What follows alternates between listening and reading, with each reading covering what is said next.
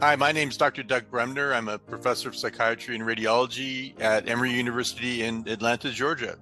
And I will be attending the International Neuromodulation Society meeting in Vancouver, British Columbia, Canada, which is May 11th through 16th. And on the 16th, I'll be presenting at 8 a.m. local time, non-invasive vagal nerve stimulation in post-traumatic stress disorder. Non-invasive vagal nerve stimulation, or VNS for short, is a treatment for various conditions that we've been studying for the last few years.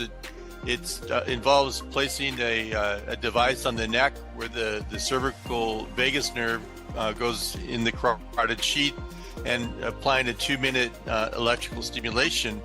And our initial pilot study showed that there's a 31% reduction in symptoms of PTSD that was statistically significant. We've also applied this treatment to patients with opioid use disorder and opioid withdrawal.